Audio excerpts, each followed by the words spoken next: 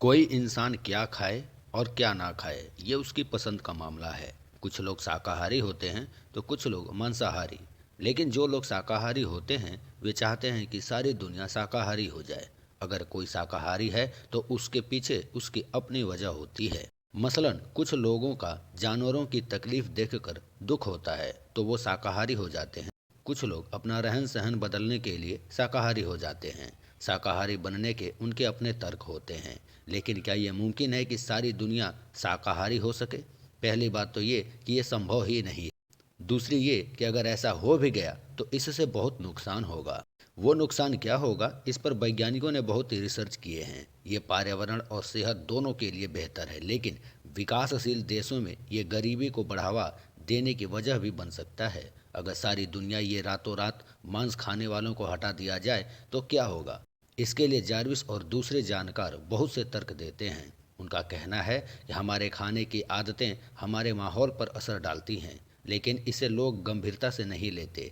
मिसाल के लिए अमेरिका में 4 लोगों का मांसाहारी परिवार 2 कारें से भी ज़्यादा ग्रीन हाउस गैस छोड़ता है। लेकिन जब ग्लोबल वार्मिंग की बात होती है तो सिर्फ कारों की बात की जाती है, मांस खाने वालों की नहीं, जिसकी वजह से ज़्यादा ग्रीन हाउस गैस उत्सर्जन ज़्यादा होता है। ब्रिटेन के फूड सिक्योरिटी एक्सपर्ट टिम वेंटन का कहना है कि हमारी खाने की आदतों का हमारे माहौल पर असर पड़ता है, लेकिन इस पर किसी का ध्यान नहीं जाता। अगर सिर्फ रेड मीट को ही हटा दिया जाए तो खाने से निकलने वाली ग्रीन हाउस गैस में 60% की कमी आ जाएगी। और अगर साल 2050 तक सारे इंसान शाकाहारी हो जाते हैं तो इसमें 70% की कमी आएगी। स्प्रिंग मैन कहते हैं कि सारी दुनिया का शाकाहारी होना एक कल्पना भरी है, लेकिन इसमें भी कोई शक नहीं कि भविष्य में खान पान से पैदा होने वाली ग्रीन हाउस गैस पर फिक्र की बड़ी वजह बनने वाली है। मांसाहारियों के लिए बड़े पैमाने पर जानवर पाले जाते हैं, जिसके लिए पर्याप्त मात्रा में जगह चाहिए। एक अंदाजे के मुताबिक दुनिया में 12 अरब एकड़ जमीन खेती और उससे जुड़े काम में इस्तेमाल होती है। इसका 68% हिस्सा जानवरों के लिए इस्तेमाल किया जाता है। अगर सभी सब्जी खाने वाले हो जाएंगे तो करीब 80% जमीन चारवाहों और जंगलों के लिए इस्तेमाल में लाई जाएगी। इससे माहौल में कार्बन डाइऑक्साइड की मात्रा कम होगी और जलवायु परिवर्तन से निपटने में मदद मिलेगी। बची हुई 10 से 20% जमीन का इस्तेमाल फसलें उगाने में किया जा सकेगा। अभी जितनी जमीन पर खेती होती है उसके 1/3 हिस्से पर जानवरों के लिए ही चारा उगाया जाता है।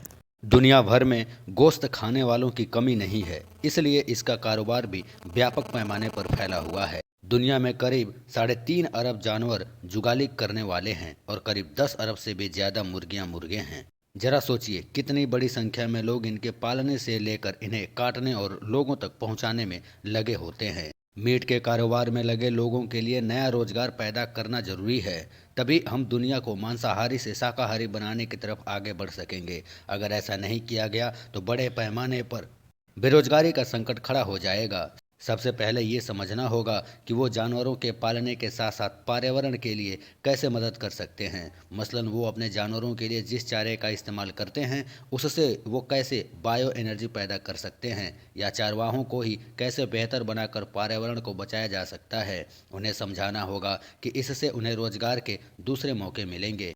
दुनिया की कुल ज़मीन का 1/3 हिस्सा या तो पूरी तरह से बंजर या कुछ हद तक बंजर ज़मीन है। इस ज़मीन का इस्तेमाल जानवरों को चराने के लिए किया जा सकता है।